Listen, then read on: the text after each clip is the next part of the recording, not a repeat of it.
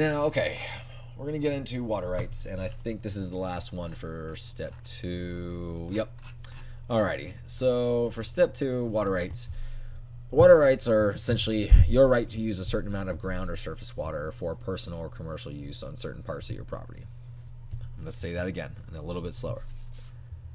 They are the right to use a certain amount of ground or surface water, as in well water or, say, just water running off your hill, for personal or commercial use. Yes, there is a difference, on certain parts of your property. Yes, you can only use certain parts of, or certain water rights are only usable on certain parts of your property or certain acreage and located in a specific place. Keep that in mind. Just because somebody says your property has water rights, that doesn't mean dick. You can search for your water rights at the water master's office. I highly recommend calling them and speaking with them. They will give you, and let's be real, if you're farming, water needs to be, you need to become very accustomed to it. Hell, if you haven't sent, actually, and I'll just say that right now, when you get water, and if you have the time, get a sample and send it in.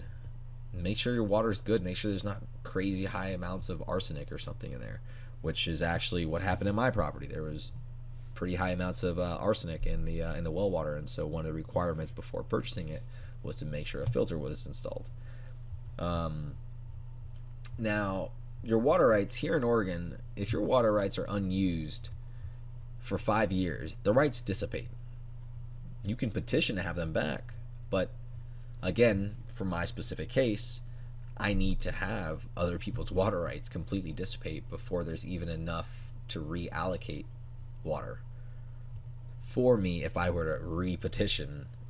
So just a piece of information.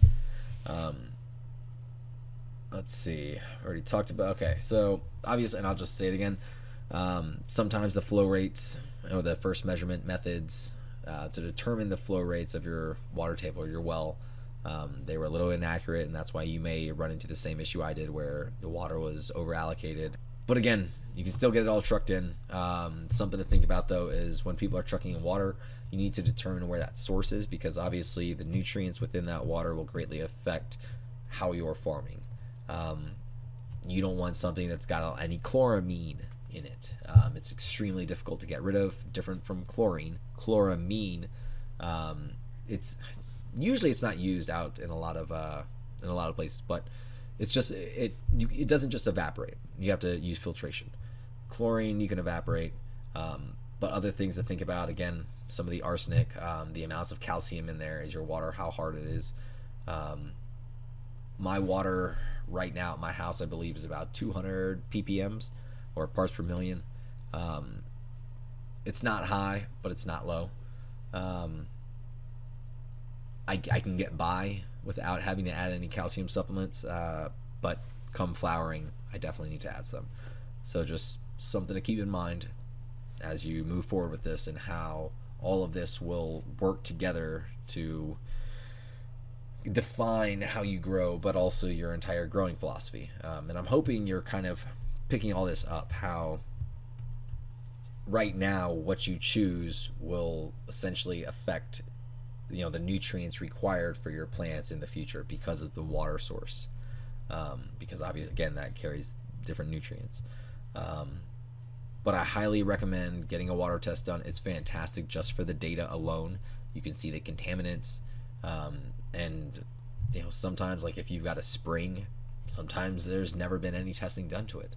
Or if you decide you're gonna dig a spring yourself, get it tested. Don't just use it. It's right now, I know people just kind of, they don't care, I'll just use whatever.